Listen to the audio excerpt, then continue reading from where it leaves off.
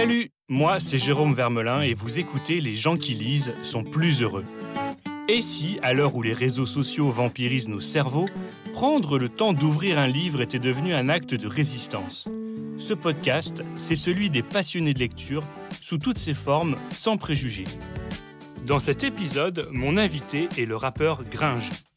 Par rapport à l'écriture, c'est évident qu'elle développe un imaginaire chez moi, un effort de curiosité qui me maintient en vie, intellectuel et puis psychique. Et sans ça, je crève un peu. Moi, j'avale énormément de films et de séries et je suis beaucoup plus cinéphile que je dévore de livres. Du coup, je sais qu'à chaque fois que j'en ouvre un et qu'il me happe, il y a ce truc, ce pouvoir d'immersion qu'on retrouve nulle part ailleurs. On a découvert Gringe au début des années 2000 aux côtés d'un certain Orelsan. Ensemble, ils étaient les Casseurs Floaters, un duo de rappeurs qui a décroché 2 victoires de la musique et s'est donné la réplique à la télévision dans la série Bloqué, puis au cinéma dans le film Comment c'est loin. Quelques mois après le succès d'Enfant Lune, son premier album solo, Guillaume Tranchant, c'est son vrai nom, dévoile ses talents d'écrivain avec Ensemble, on aboie en silence, qui paraît chez Wagram Livre, HarperCollins. Le jeune quadragénaire y raconte sa relation complexe avec Thibaut, son petit frère, diagnostiqué schizophrène à l'âge de 21 ans, et dont l'artiste a mêlé les écrits aux siens pour donner naissance à un texte étonnant. Entre tendresse et révolte, espoir et nostalgie, Ensemble on aboie en silence raconte une tragédie familiale sans jamais tomber dans le sordide ou le voyeurisme. Grâce à sa forme habile et percutante, il offre même un regard inédit sur une maladie encore mal connue du grand public. Bonjour Guillaume, je peux vous appeler Guillaume ou vous préférez Gringe? J'ai aucune préférence, je pense que la limite est vraiment très fine entre les deux. Qui vous appelle Gringe, qui vous appelle Guillaume? Tout le monde m'appelle Gringe, il n'y a plus de bout d'un moment. Je pense que ma mère se retient de m'appeler Gringe. Même votre mère? Non, mais... Elle dit pas Gringe, viens à table? Elle dit pas Guillaume et les garçons et Guillaume venaient à table. Elle a pu le dire, ça, petit. Elle a pu me le dire, ouais. Mais elle me le dit plus aujourd'hui. Elle vous le dit plus aujourd'hui, parce que vous êtes un grand garçon. Je suis un grand garçon de taille, je fais 1m87.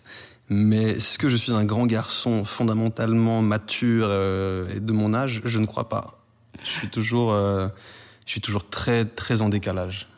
Alors en décalage, vous êtes un jeune écrivain. Vous faites partie votre livre Ensemble on aboie en silence fait partie des livres des premiers romanciers de la rentrée, on va dire. Voilà, vous passez à l'écriture, mais l'écriture, c'est un domaine que vous connaissez bien en tant que musicien, en tant que rappeur.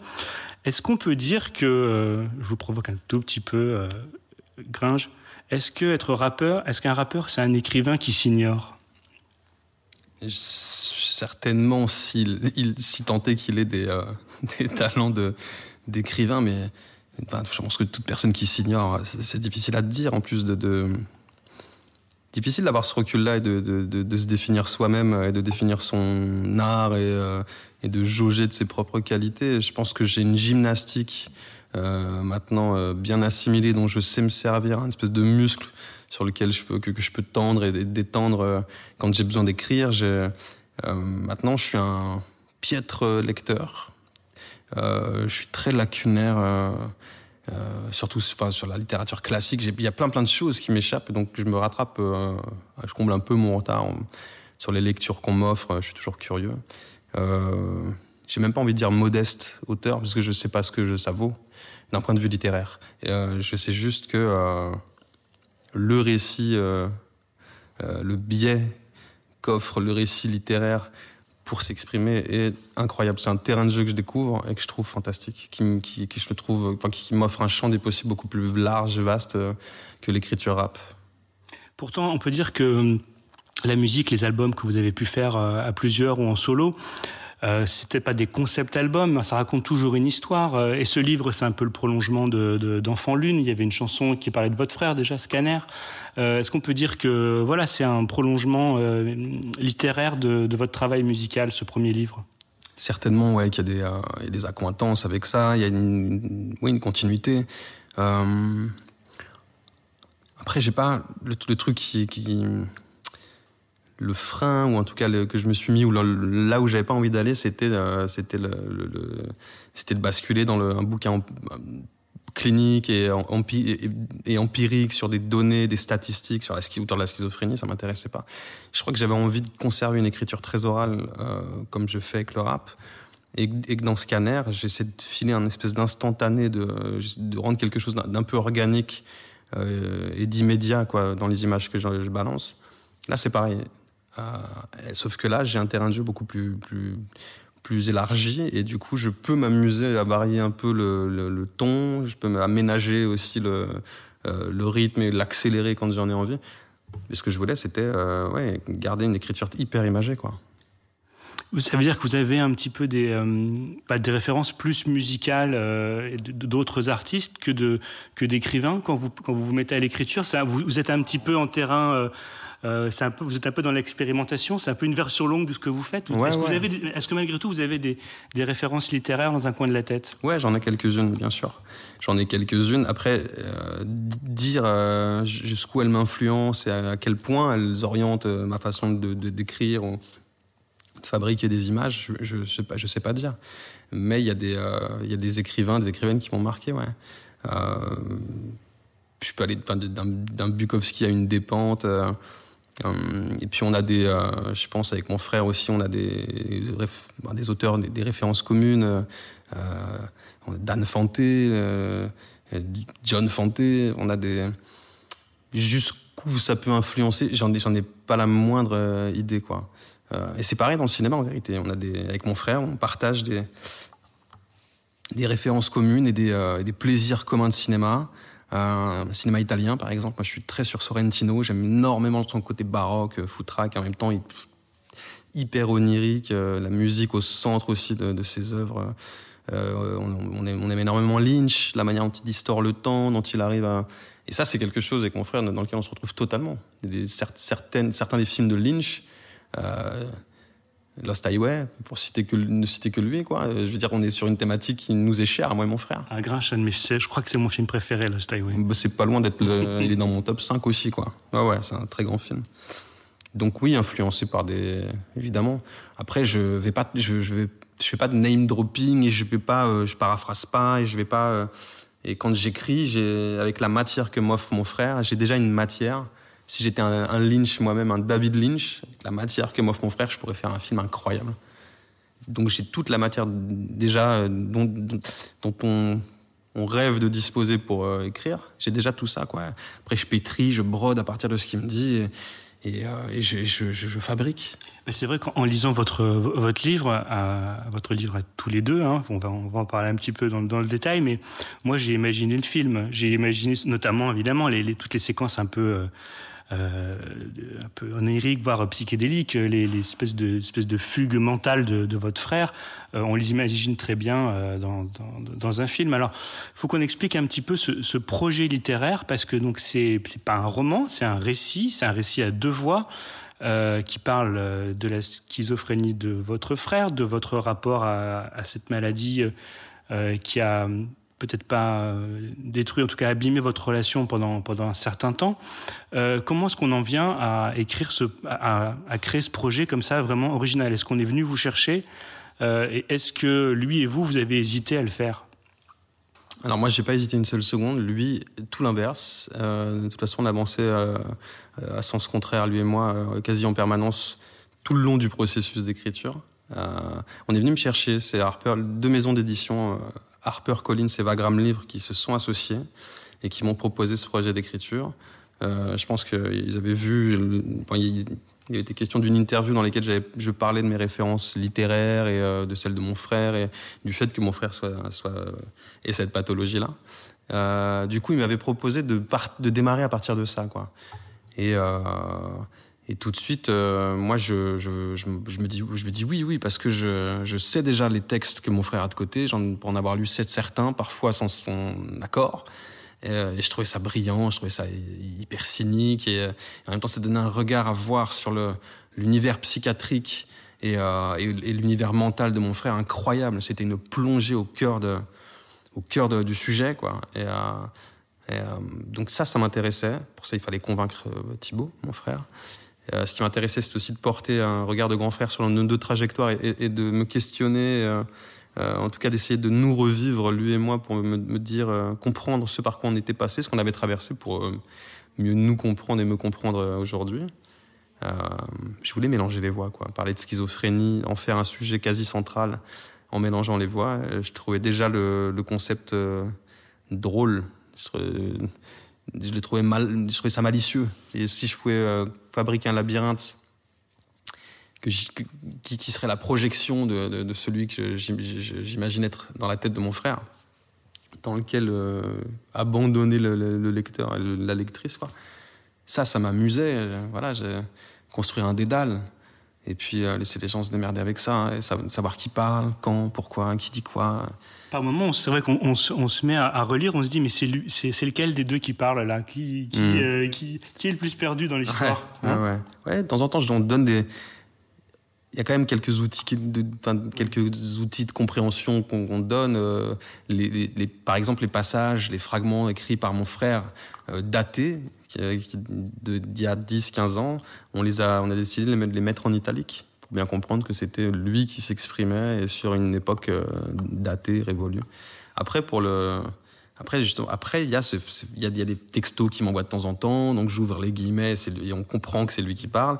Et puis parfois, il y a ma voix, moi, qui m'exprime à la première personne, et qui suis la voix du narrateur. Et puis parfois, j'emprunte la voix de mon frère pour raconter ses voyages, et là, je continue d'être narrateur, mais à la place de mon frère. Donc je pense que c'est à ce moment-là que les gens se demandent mais qui parle, et il faut lire, en fait. Il faut lire, aller au bout d'un fragment quand on a un doute, pour réaliser à la fin que c'est vous ou c'est lui. Moi, Qui a eu le final cut sur le livre? Est-ce que c'est complètement vous à un moment donné?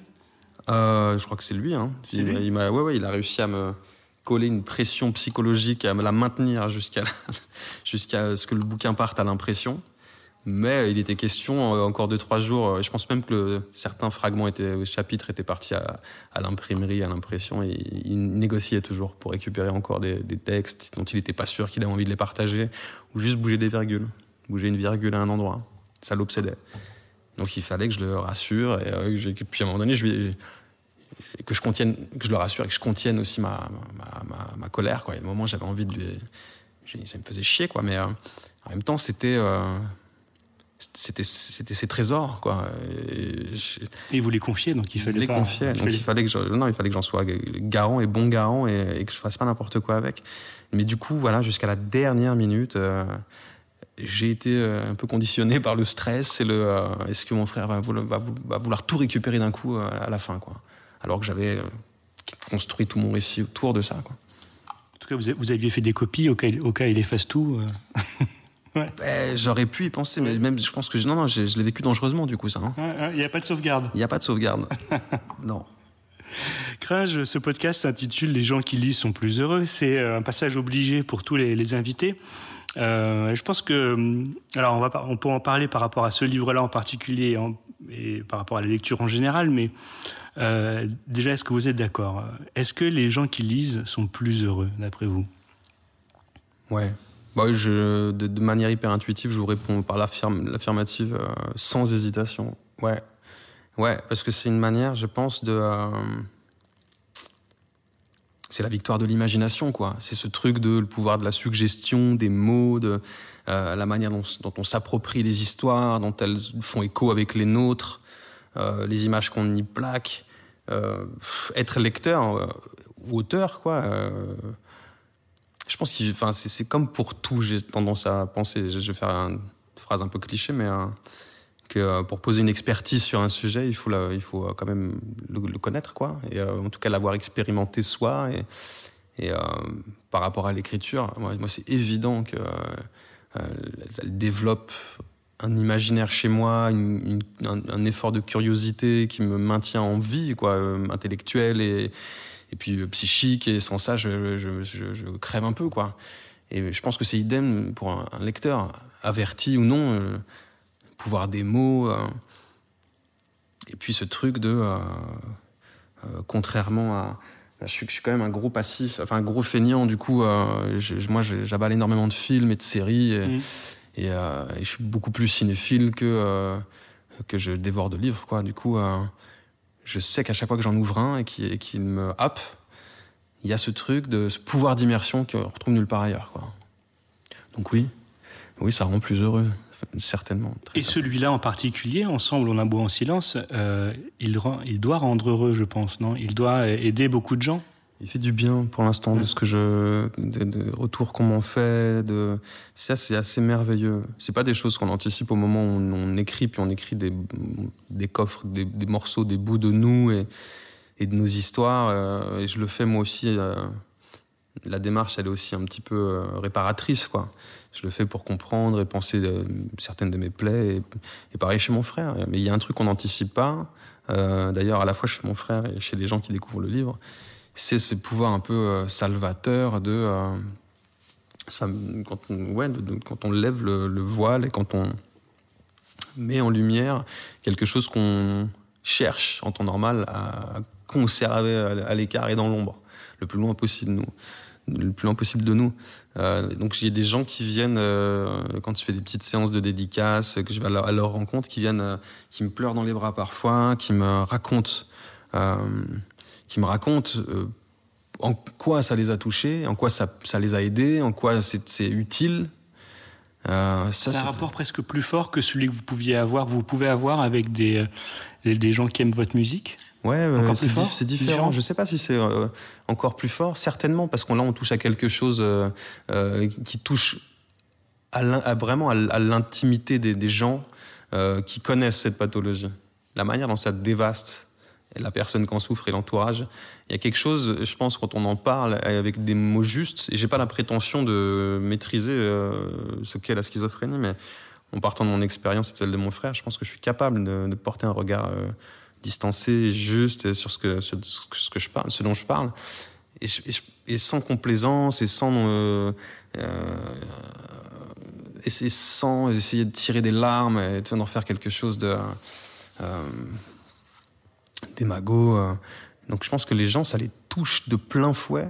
À ce point-là, je l'avais pas anticipé. J'en suis ravi. Si ça peut faire du bien, j'en suis ravi. C'est le fameux pouvoir salvateur des mots et guérisseur parfois. Voilà. Alors cette expérience-là qui commence tout juste, est-ce que vous sentez déjà au moment de l'écriture, est-ce que vous vous êtes dit, j'aimerais bien continuer à faire ça, j'aimerais bien même écrire de la fiction, peut-être, je sais pas moi, des thrillers ou n'importe quoi, mais j'aimerais bien creuser un peu ce sillon. Est-ce que ça a ouvert des nouvelles portes pour vous pour la suite? Ouais, des envies, c'est certain. On s'en parle avec mes éditrices, les éditeurs. Est-ce qu'il y a un roman? Est-ce que je sais pas, est-ce que ça te tenterait? Qu'est-ce que ce serait? Quel registre? Je l'ignore totalement, mais je pense que ça va aller de pair à un moment donné. Je le sens monter crescendo en moi. Ça va aller de pair avec une envie de voyager, de me barrer le plus loin possible, d'aller explorer, quoi. Et je pense que la lecture m'accompagnant partout, de toute façon, il y aura ça. Et là, je pense un John Nesbo, par exemple, même si je suis absolument pas familier du roman noir et du polar, j'ai pu lire des bouquins de poche et ça se dévore en fait. Et il y a une écriture à la fois hyper simple et en même temps complexe, dans une construction de l'intrigue qui peut paraître pas savante, mais il y a une complexité dans les personnages. Ils ont toujours des caractéristiques atypiques. Vous savez que John Nesbo était musicien. Non, j'ignore tout de ce mec. Regardez un petit peu, il a un groupe de rock, c'est quelqu'un qui vient de la musique, et qui était d'abord connu pour ça. Il a une science, on peut parler de musique aussi pour la littérature, il y a une musicalité dans les mots et dans le rythme qu'on fabrique. On peut entendre une musique, quoi. Il y a un truc. John Nesbo, il y a ça, quoi. Et je me sais plus, en plus, j'ai plus les titres de ces bouquins en tête. J'en ai lu 2-3. Et à chaque fois, je les dévore. Et je me dis, c'est vrai que c'est un genre, quand il est maîtrisé, qui est incroyable.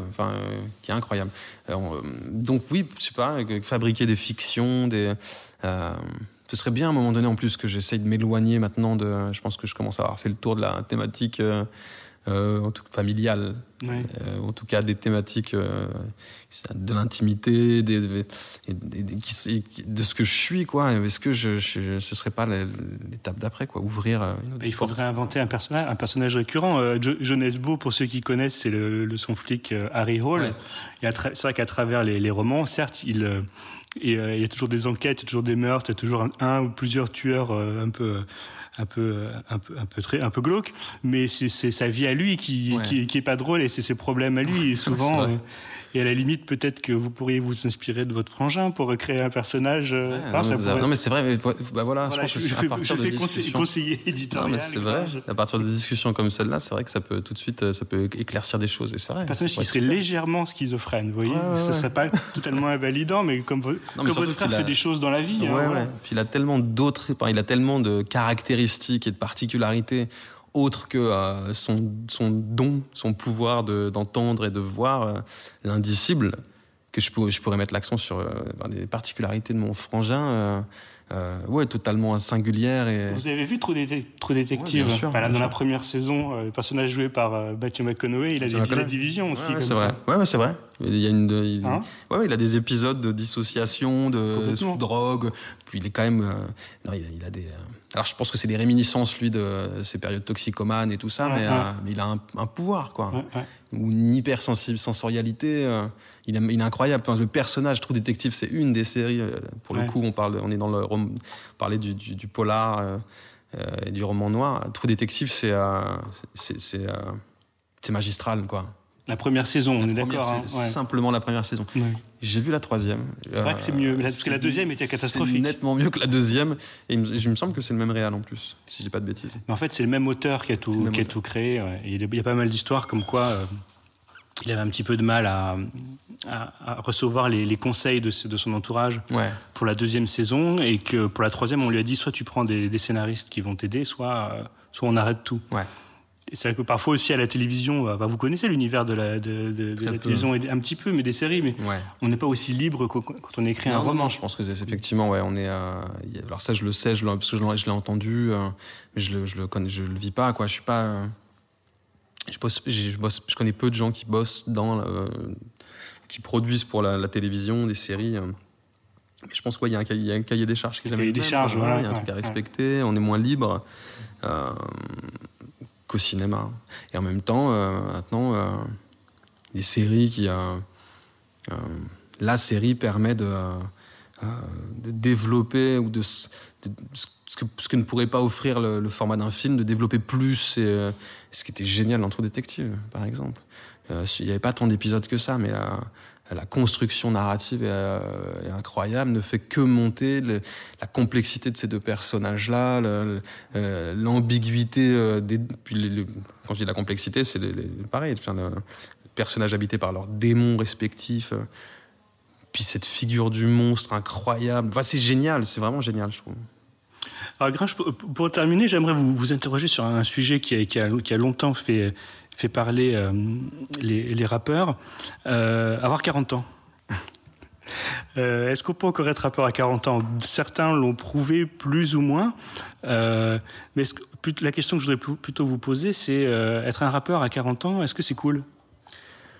Moi, je me vois pas. Enfin, je sais pas si ça l'est, parce que je me considère pas vraiment comme un rappeur. Ouais. Non, vraiment, j'ai du mal à me dire. Je veux dire, c'est pas quelque chose qui rythme ma vie, quoi. Je passe pas mes journées à écrire du rap, à en écouter. C'est des épisodes. J'ouvre des parenthèses quand ça me prend. C'est des envies un peu fulgurantes. Faut que je me dépêche d'écrire, d'écouter du son. Mais c'est une forme ce que vous me dites, c'est que c'est une forme d'écriture. C'est une forme d'écriture. Ouais. Et qu'au fond, elle n'a pas d'âge. On peut être rappeur à 18 ans, à 40 ans, à 60 ans. On peut, bien sûr. Après, j'ai quand même conscience d'un truc. Et encore une fois, ça faut connaître le rap, faut vraiment connaître l'histoire du rap, savoir comment ça fonctionne, connaître les acteurs depuis les débuts, en maîtriser les codes. C'est hyper codifié. Ça reste une musique qui doit, qui apporte quelque chose de novateur et de singulier, de si fort, que c'est pour ça qu'elle marche si fort, c'est qu'elle est directement connectée, c'est un miroir de nos sociétés, un reflet direct à l'instant T quasi de nos sociétés. Du coup, quand on est jeune, qu'on a 20 balais, qu'on est nihiliste, qu'on prend des risques, qu'on est rebelle, qu'on est en plus dans des espèces de gymnastique de l'esprit. Enfin, c'est des petits mecs qui sont tellement brillants aujourd'hui dans l'écriture et qui aussi dans l'urgence qu'ils apportent sur scène et dans l'écriture, que je me dis que oui, c'est pour moi, mais c'est que mon avis, quoi. C'est à 40 ans, on tente autre chose peut-être. On peut conserver une écriture rap, mais tenter autre chose dans la forme. En tout cas, moi, je ne pourrais plus faire ce que font les mecs de 20 ans aujourd'hui, puis j'en ai pas envie. Et comédien, c'est un job qui vous... Alors, j'en parle parce que j'étais assez amusé du passage où votre frère donne son avis sur votre prestation dans Carbone. Vous pouvez peut-être en dire un mot, mais il devait dire qu'il est moyennement convaincu et il a ses mots à lui pour vous le dire. Est-ce que comédien, c'est un truc aussi que vous sentez que vous allez pouvoir développer encore dans l'avenir ? Ça, c'est un mystère. J'aimerais bien. Après, le milieu tel qu'il est du cinéma fait que si à un moment donné on s'en éloigne un peu trop et un peu trop longtemps, on passe vite à quelqu'un d'autre. Mais j'aimerais bien, effectivement. Ça fait un petit moment que j'ai plus tourné, parce que j'ai bossé sur ma musique et puis là sur le bouquin. Mais ouais, je suis toujours attiré par le jeu et par cette musique collective qui propose ça, quoi, le cinéma. Et pareil, toujours de me décentrer un petit peu de moi. C'est toujours des personnages que j'embrasse, qui sont jamais trop loin non plus de ce que je suis, mais qui me permettent quand même d'explorer autre chose et d'aller ailleurs. Et qui font dire les mots des autres. Et qui font dire les mots des autres, bien sûr, ouais. Mais ça, c'est effectivement. Et du coup, mon frère qui me dit quand il découvre Carbone la première fois qu'il n'a pas aimé le film, puis il n'a pas aimé me voir, puis qui m'explique pourquoi, mais ça reste ambigu. Il me dit mais j'ai l'impression que tu avais une gueule déformée, que les mots sonnaient faux dans ta bouche. Je voyais un clown à qui on infligeait des punitions. Donc un truc hyper humiliant quand il m'en parle. Oui. Et puis il me dit, puis en plus, j'ai pas trouvé le film très bon. Putain, je fais Thibaut, on a maté tous les Marshall ensemble. C'est la première fois que tu as un Marshall que t'aimes pas. Ouais, c'est très étrange. Et il finit par me dire, ouais, mais de toute façon, j'avais pris de la coke 2 jours avant. Et je pense que je me faisais un gros bad trip. Voilà, ça c'est mon frangin. Donc je prends pas ce qu'il me dit pour argent comptant à ce moment-là. Mais dans le livre, c'est passionnant, fascinant la manière dont il me... Et en un texto, quand je lui demande pourquoi t'as pas aimé me voir, et là qu'il m'explique en un texto, qu'il développe un peu, c'est fascinant. Mais ça, il faut donner aux gens envie de le découvrir, de le lire. Je raconte pas ce qu'il me dit, mais c'est fou. En revanche, l'écrivain que vous êtes, il est fan. De mon frère ou de lui, en tant qu'écrivain, il apprécie, il a aimé le livre. Ouais, Thibaut. Ouais, complètement. Il a aimé, mais ça c'est pareil, c'était une grande crainte. Il a tellement hésité il était tellement, si peu engageant sur l'écriture que je me disais bon, je vais quand même réussir, je pense, à emmener le projet au bout. Mais une fois qu'il sera sorti, une fois qu'on va en parler un peu, et une fois qu'il sera sorti, que son histoire va sortir, comment est-ce qu'il va le recevoir ? S'il n'a pas décidé de me faire la misère, ou de couper les ponts, j'avais peur de ça. Mon frère, ça reste la douane, le péage, en amont du bouquin, avant que je me lance sur l'écriture, et à l'arrivée aussi. Et j'ai été entendu par la clémence. Il m'a expliqué qu'il avait trouvé le bouquin très poétique et conforme à ce qu'il avait pu me raconter. Je vous remercie, Gringe, et je vous dis à bientôt pour votre premier roman de fiction, votre polar, à la Jonesbo ou pas, à la True Detective ou pas, mais je pense qu'on aura hâte de le lire. Tu seras le premier à le savoir si je me lance là-dessus. Merci de m'avoir accueilli. Merci, à bientôt, au revoir. C'est la fin de cet épisode. Je vous invite à le liker, à le partager et tout simplement à en parler avec d'autres passionnés de lecture comme vous. Tous les épisodes précédents sont disponibles sur les plateformes de téléchargement et sur la page spéciale qui lui est consacrée sur lci.fr. Les gens qui lisent sont plus heureux. C'est aussi un compte Instagram où vous pouvez retrouver les coulisses de chaque épisode. Je vous dis à bientôt et bonne lecture.